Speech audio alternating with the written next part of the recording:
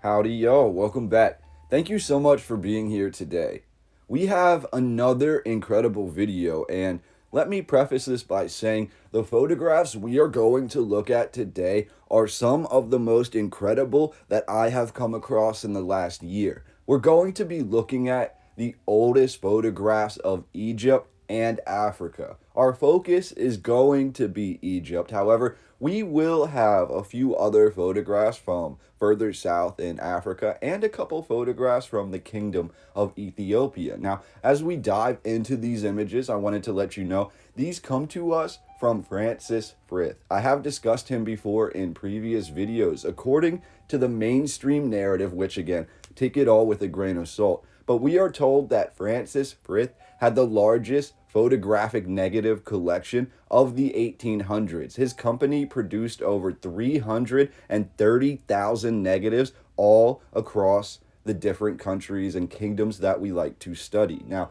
when we look at these photographs of Egypt and Africa, they come to us from the dates of 1850 roughly. It seems the earliest photograph I could find with a legitimate date was 1853. So we have photographs here from roughly 1853 through 1870. These will be some of the earliest photographs ever taken in Egypt, and many of these photographs are showcasing certain monuments for the first time in photography. So these will be very cutting edge images for the time, and something you will notice is just how highly detailed these images are. When I went to download these images to put them into the video for you, some of these photographs were over 10 megabytes big.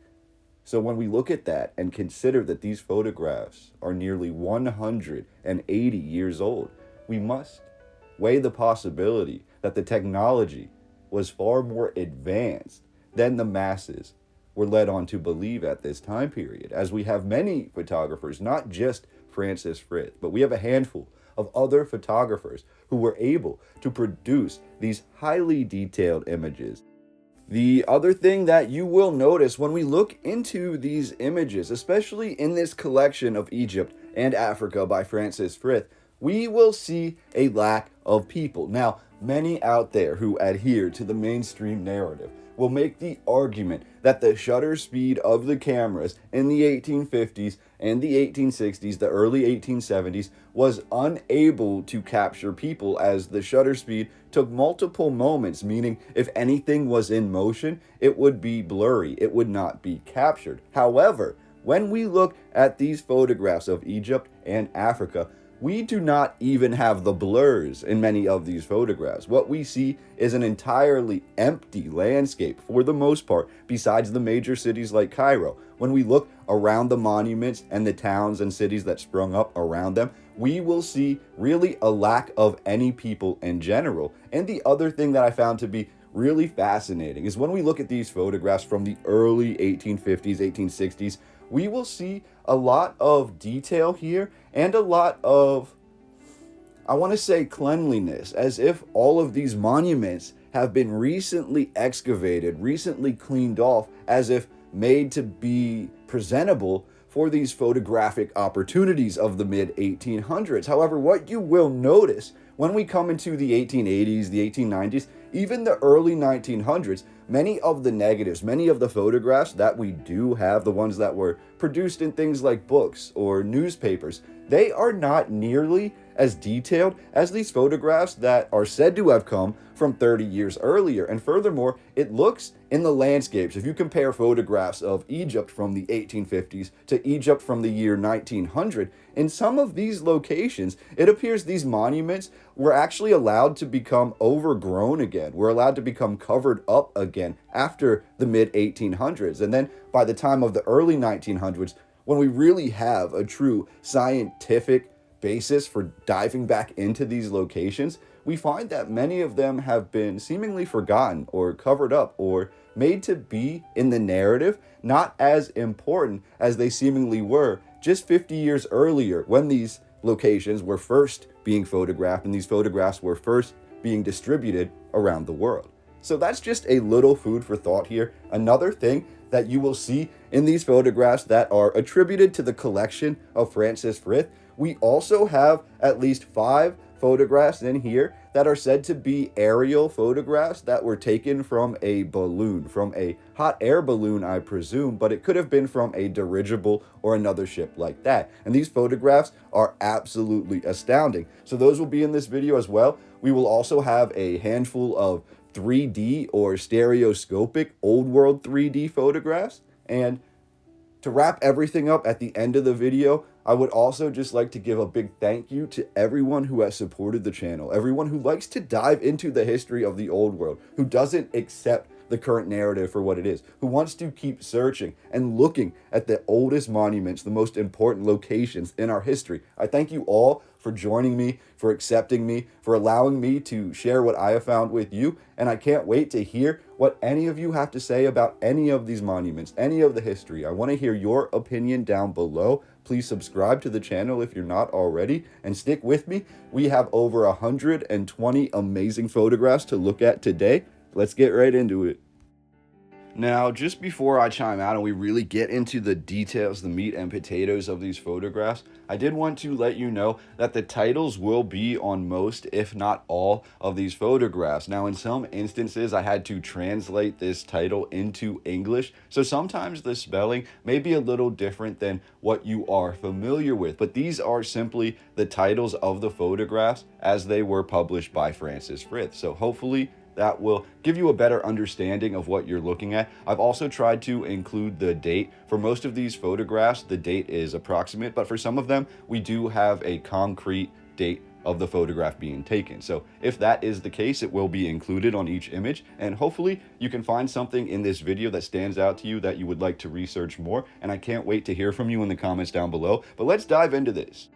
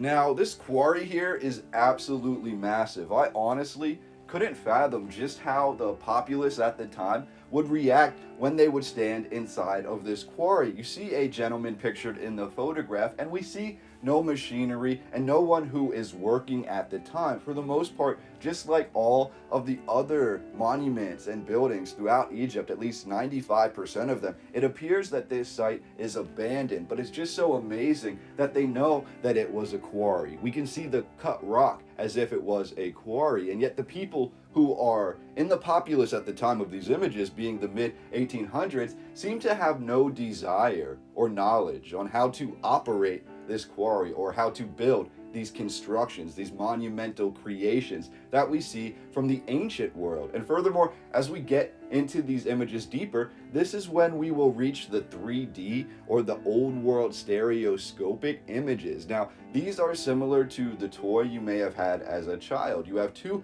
very similar images next to each other, one meant for the right eye, one meant for the left eye. Now, when you view this image, let's say in a VR headset, you may be able to have a 3D sort of photograph produced. Now, this was very popular in the mid 1800s, the stereoscopic or the old world 3D photography.